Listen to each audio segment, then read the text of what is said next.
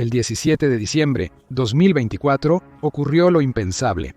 Ucrania golpeó profundamente a Rusia, no con una invasión a gran escala, sino con un golpe preciso y devastador. El objetivo era Igor Kirillov, uno de los generales rusos más destacados. Pero esto no fue solo un asesinato, fue un mensaje. Nadie en Rusia está seguro. El ataque demuestra hasta dónde está dispuesta a llegar Ucrania y cuán capaz es de llegar directamente al corazón del poder ruso. No solo los generales están sintiendo la presión. Es probable que Vladimir Putin, el presidente ruso, esté perdiendo el sueño, preguntándose si él podría ser el siguiente.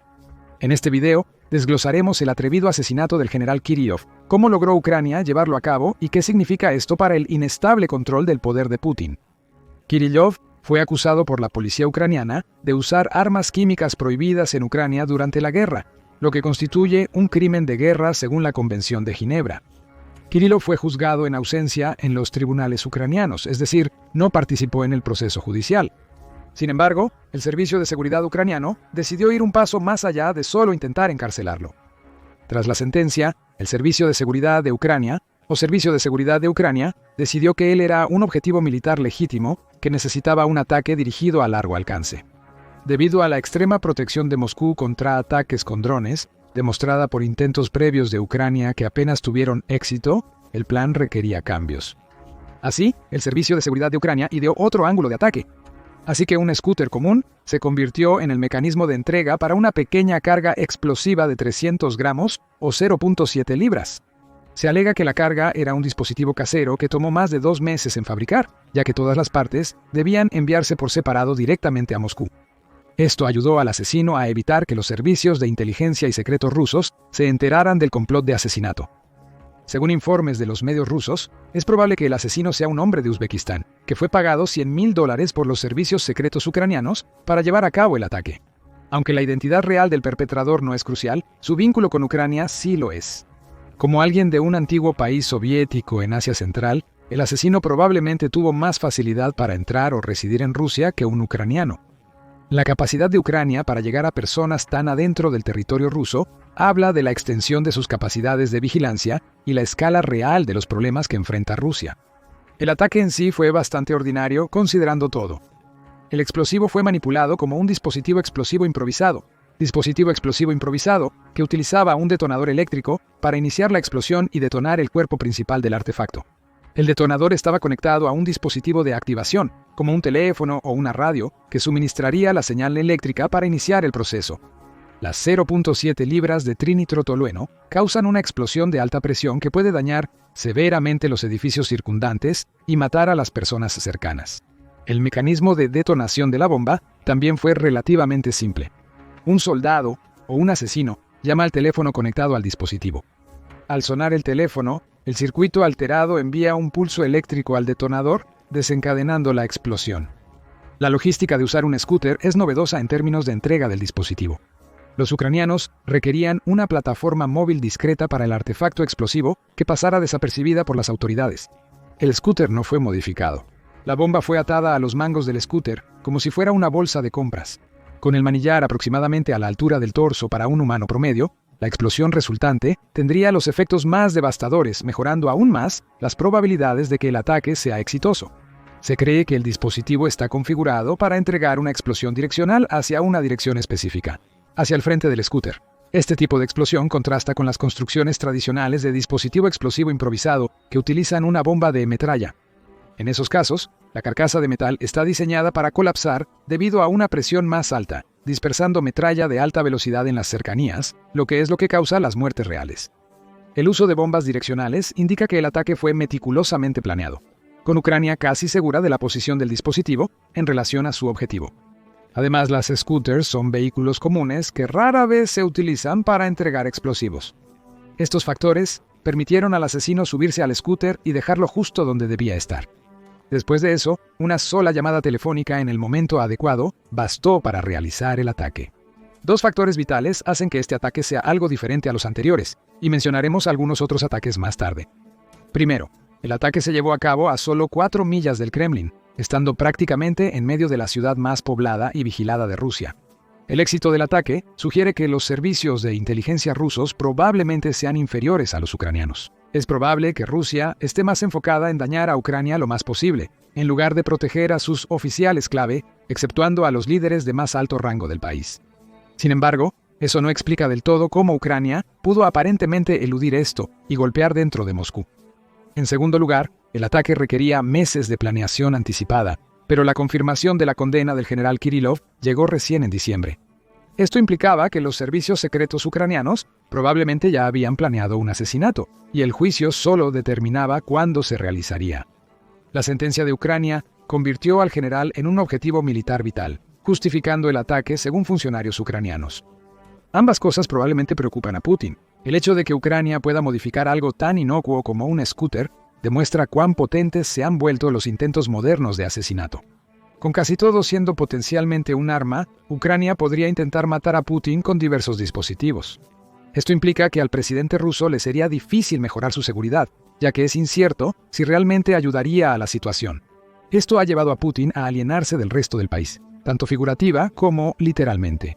Por ejemplo, ordenó demoler su antigua villa en Sochi durante la primera mitad de 2024. La villa, ubicada a lo largo del Mar Negro y cerca de Ucrania, se convirtió en un objetivo frecuente de ataques con drones.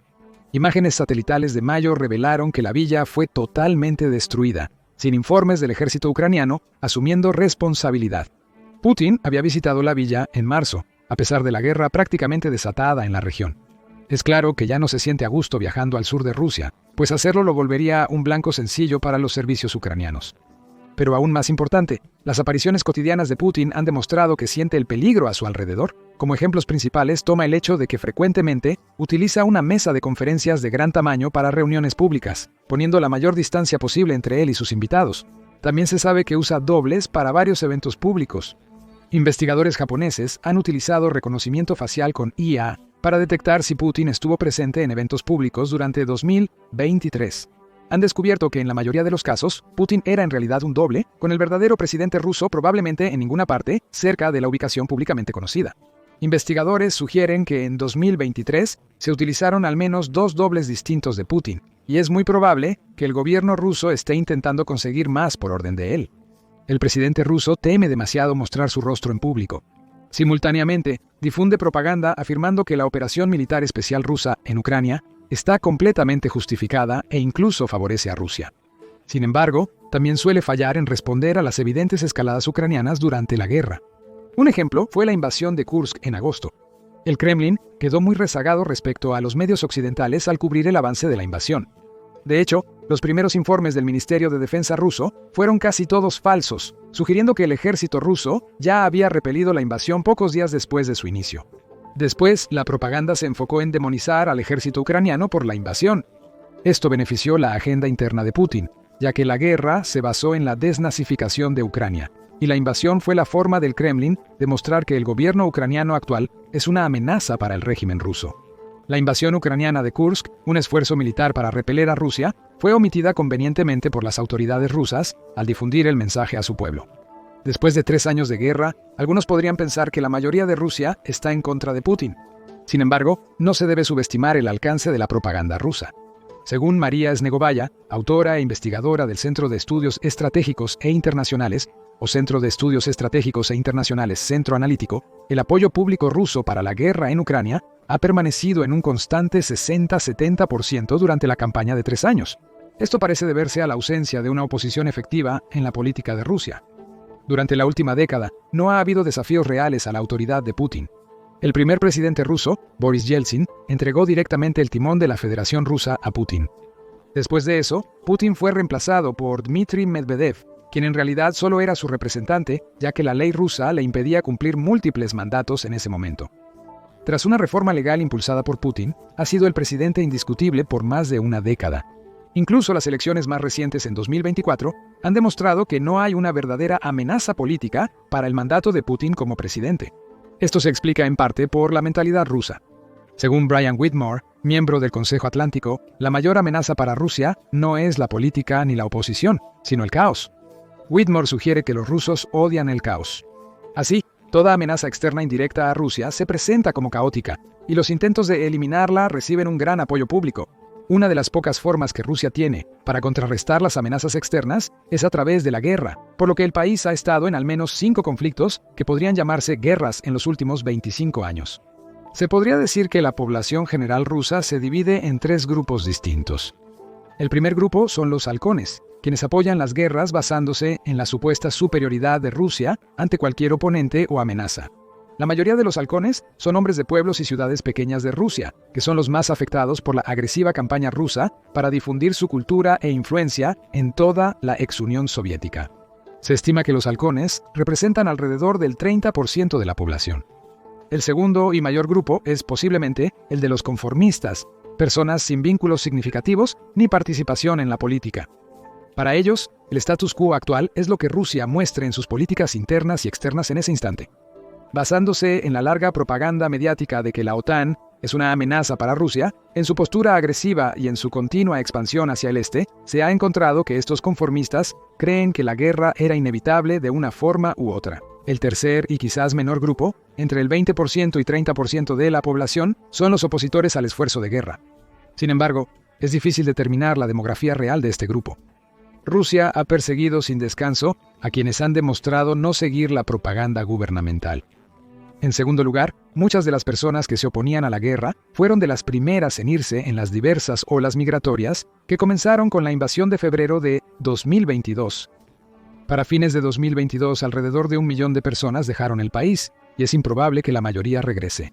Principalmente, son trabajadores de cuello blanco con sus familias, encabezados por hombres que huyeron del país para evitar el reclutamiento o la persecución por sus creencias pro-europeas. Como resultado, el último grupo se ha reducido recientemente, lo que explica el aparente apoyo interminable de Putin durante la guerra. Pero se podría argumentar que no fue la población general quien puso a Putin en el poder o lo mantuvo allí. Las élites le han permitido permanecer como presidente durante mucho tiempo. Sin embargo, Putin ha hecho todo lo posible para reducir el control de los oligarcas en el país. Al principio de los años 2000, los ultrarricos podían respaldar al país privatizando empresas que antes eran públicas. Muchos oligarcas comenzaron a liderar empresas vitales para la economía rusa. Pero durante las próximas 2 décadas, esta tendencia se revirtió. El gobierno de Putin trabajó arduamente para limitar la influencia de las empresas privadas en la política.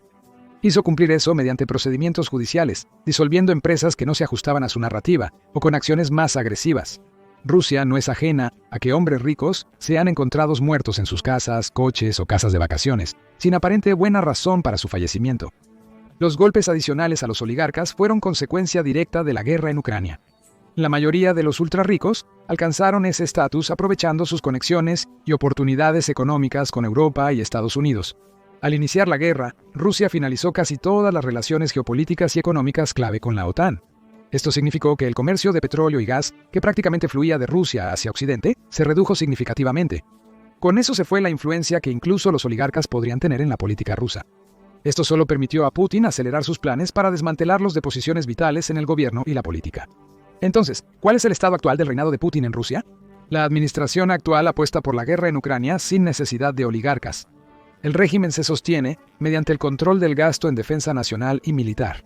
Esto se equilibra con Rusia realizando gran parte del comercio con China e India, específicamente en petróleo y gas, ya que se convirtieron en los mayores importadores de estos recursos de Rusia cuando Occidente dejó de hacerlo.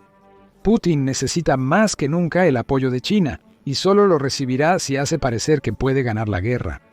Si lo hace, el territorio ucraniano, rico en recursos naturales necesarios para China y mano de obra que Rusia quiere, podrá impulsar la economía y demografía rusa a niveles previos a la guerra. No obstante, Rusia no parece poder lograrlo, al menos a corto plazo. Paradójicamente, Rusia no ha logrado alcanzar metas significativas durante 2023 y 2024. En los últimos 2 meses de 2024, Rusia ganó terreno en Donbass, preocupando a Ucrania y a los medios occidentales. Putin ha usado en varias ocasiones el arsenal nuclear ruso para intimidar a la OTAN y frenar las donaciones de equipo militar crucial a Ucrania, con resultados diversos. Aunque algunas donaciones se retrasaron meses, Ucrania continuó recibiendo más equipo. Finalmente, cuando Ucrania invadió Kursk prácticamente sin apoyo de la OTAN, las amenazas de Putin resultaron ser vacías una vez más. Durante los siguientes meses, los Estados Unidos dieron aún más equipo militar, culminando en permitir a Ucrania usar misiles ATACMS en territorio ruso. Esto es importante porque mientras Rusia mantenga la narrativa de que está ganando la guerra, contará con el apoyo de China y de su población general. Sin los oligarcas en escena, Putin debe ganarse a estos dos grupos para mantenerse en el poder. Ucrania también ha estado llevando a cabo una campaña de propaganda agresiva. Esto usualmente se centraba en desmentir afirmaciones rusas sobre el avance de la guerra o políticas que la OTAN y Ucrania han implementado durante años. Pero hay otra campaña más importante de la que Ucrania ha formado parte durante los últimos 2 años, lo que nos lleva de vuelta al miedo de Putin por su vida.